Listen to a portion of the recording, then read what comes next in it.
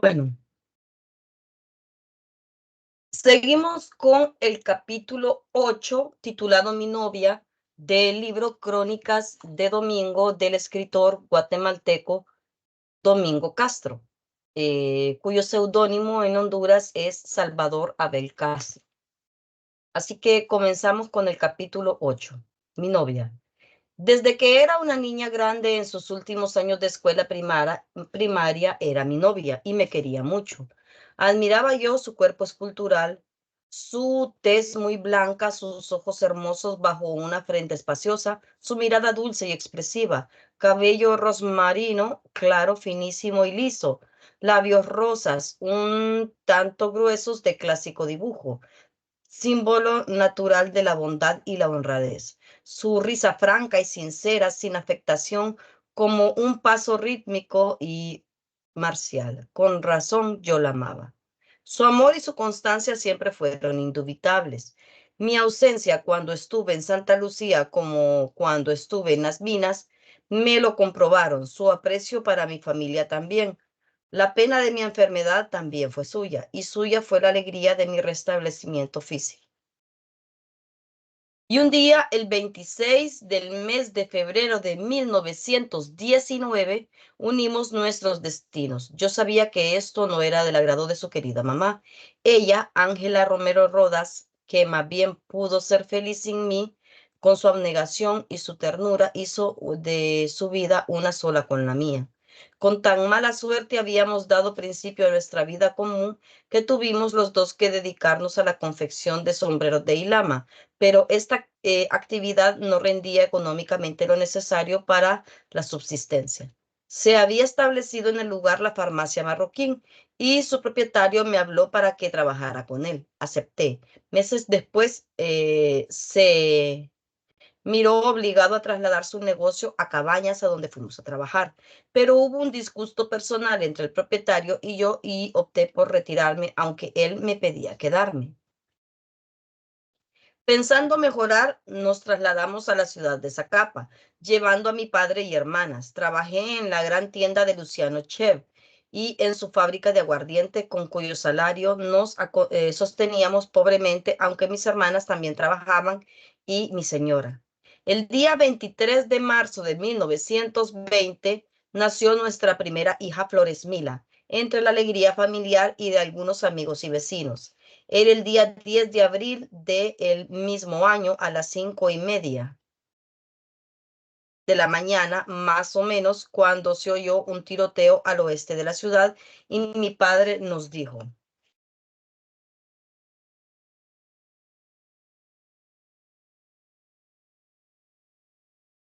ese es el combate, señalando el rumbo en donde se oía, momento en el cual la gente comenzó a correr despavorida en diferentes direcciones y el tiroteo continuaba en el lugar llamado La Fragua o el puente del ferrocarril sobre el río. Mi señora había salido para el mercado en busca de provisiones. Yo quise salir en su busca y protección, pero mi padre me hizo ver que a nada iría, que de seguro estaría en alguna casa defendiéndose, como lo hace toda gente en casos iguales, y que no la encontraría. Estas reflexiones eran justas y después de meditar resolví esperarla. Efectivamente, poco después y cuando el peligro pasó, ella volvió a casa sin que le hubiera ocurrido nada como le había ocurrido a quienes no fueran combatientes, pues se había combatido por las fuerzas unionistas contra las del gobierno que se acantonaban en el citado puente y había sido derrotadas al primer encuentro. Mi padre, como conocedor de la guerra, tantas veces había estado en ella, aconsejó comprar suficientes víveres y no salir, y así se hizo. La plaza estaba en poder de las fuerzas rebeldes. A las 10 u 11 de ese mismo día contraatacaban las fuerzas del gobierno reforzadas por las del general Manuel Duarte, que llegaba a Chiquimula, y recuperaron la plaza al mediodía. Pero la población no sentía ninguna seguridad ni garantía. A la 1 de la tarde de ese mismo día volvieron a atacar las fuerzas unionistas, reforzadas por las de la costa norte, que eran numerosas, y el general Duarte, al comenzar el fuego, abandonó la plaza, siguiéndole las de Fortunato de Paz, que era el mayor de la plaza. No se peleó más y la plaza quedó definitivamente en manos de las fuerzas rebeldes. En otras partes de la República, como en el Progreso, se peleó durante una semana que se llamó la Semana Trágica. Caído el régimen de Estrada Cabrera, se instauró el gobierno de don Carlos Herrera, un millonario culto, bondadoso y respetuoso de la ley. Su recuerdo es grato para el pueblo, a pesar de que se le llamó gobierno de los cachurecos para combatirlo. Yo seguí poco tiempo trabajando con Che porque a la administración de rentas departamental llegó como administrador don Moisés Barrientos y habiéndole solicitado trabajo me dijo, ahora necesito un hombre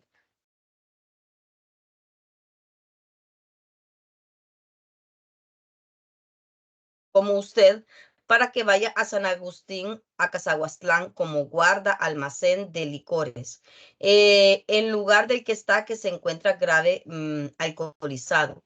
Ya mi señora se había ido a El Jícaro por razones de economía al lado de su mamá, que estaba muy resentida conmigo porque no había yo avisado de su alumbramiento reciente y me interesaba que la paz se estableciera con ella. Una tarde, 2 días después, llegué al depósito de licores. Encontré grave al guarda almacén de licores que no pudo entregarme la papelería. El destilador Ladislao Ortega, que conocía la oficina, me indicó dónde estaban todos los papeles. Me puse a estudiarlos, pues no sabía yo nada de estos trabajos. Ortega me ayudó a resolver aquella situación y ese mismo día recibí telegrama del administrador exigiéndome las cuentas atrasadas. Un día después se las remitía y me acusó recibo, indicándome que estaban buenas. Le había yo salvado una dificultad y en recompensa me recomendó muy bien con el director general de rentas para que se me diera trabajo en el ramo. Así me lo dijo el nuevo guarda almacén que llegó a sustituirme en propiedad, pues yo estaba provisionalmente.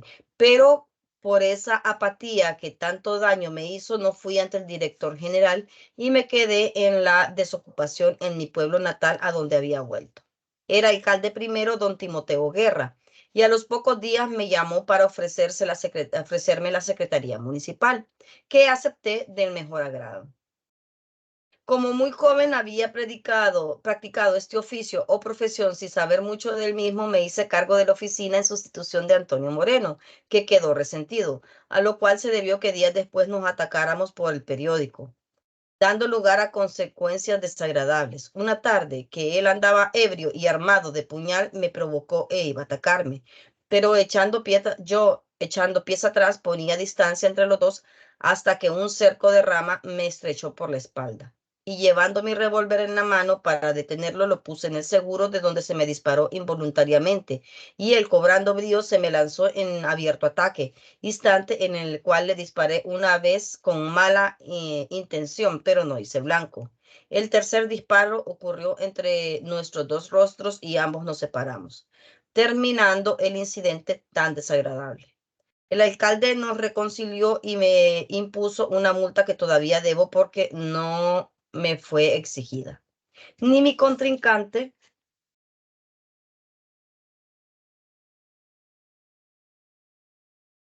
sabía tirar con puñal ni yo tenía interés sino en detenerlo. Todo pasó. El 28 de mayo de 1921 nacía Bertodelio, el segundo hijo nuestro entre la alegría de muchos familiares de ambas partes, amigos y vecinos. Después nacieron Alba Luz y Guillermina, que murieron cuando tenían 1 año y pocos meses. Nacieron posteriormente Alba Guillermina, que recogió el nombre de las dos anteriores, como un recuerdo de las que habían fallecido.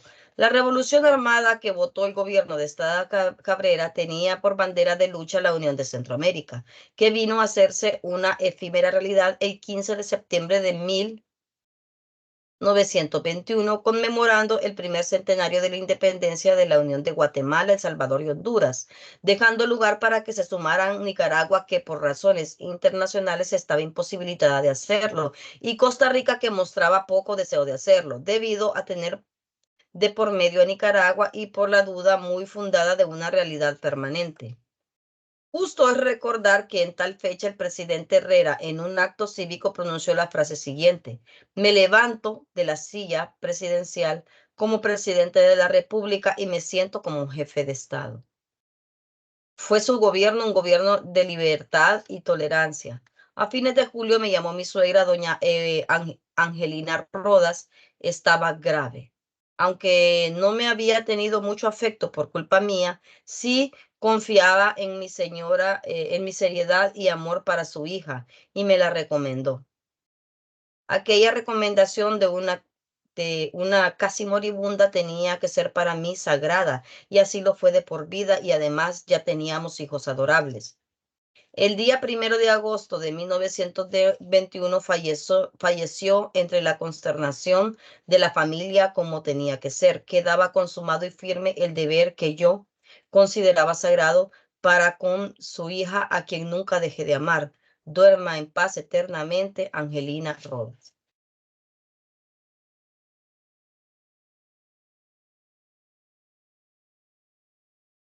Vamos con el capítulo Una oposición pacífica.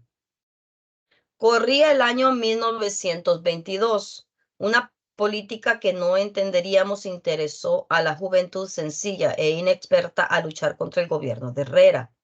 El movimiento se encaminaba a sustituir el régimen civil por un régimen militar, sin que nosotros lo supiéramos. La ciudadanía se enardeció porque estaba cercano el triunfo y su ardor patriótico que había derribado a una tiranía. Por todas partes se hablaba de que Guatemala no podía permanecer gobernada por los cachurecos. Solo los más viejos y experimentados se mostraban reservados. 5 municipalidades, la de mi pueblo, de la que yo era su secretario, la de Zacapa, de Cabañas, Hualán y Jalapa, encabezaron la acción, empujadas por los políticos, firmando un manifiesto público y pidiendo en grandes telegramas su renuncia al presidente Herrera, que, con una cortesía no vista, contestó a los pocos días así: 5 municipalidades no son la voz de la nación y no me siento obligado a renuncias. Pero los intereses encontrados subían de punto. Uno por sostenerse en el poder y los otros por subir a él. Lugares hubo en que la ciudadanía enardecida chocó contra las autoridades locales militares. Hubo muertos y heridos como consecuencia. Se movió el ejército y se preparó un golpe. Nosotros, los que componíamos la municipalidad de El Jícaro, tuvimos que andar huyendo acompañados de varios ciudadanos de la cabecera y de las aldeas que habían firmado el manifiesto, porque el ejército se movía fraccionario, reprimiendo no ya la actitud pacífica como la nuestra y otras, sino los brotes sangrientos que se habían producido. Así, pasaron varios meses en que mi municipalidad, para no incurrir en abandono de funciones, las hacía de noche, como cuando se celebró un matrimonio, después del cual el alcalde Saavedra y yo dijimos: esto nos ha salvado. El juez de la instancia de Zacapa nos hizo comparecer, pero no dictó contra los dos nosotros ninguna providencia. Contra los ciudadanos sí, y estuvieron presos Emilio Carranza, Tomás Aldana y Salomón Morales. La municipalidad de Zacapa también. 60 fueron los ciudadanos que con nosotros firmaron el manifiesto, y por lo cual se les persiguió calificándolos de sediciosos. Las otras municipalidades no fueron acompañadas por sus vecinos en esta acción.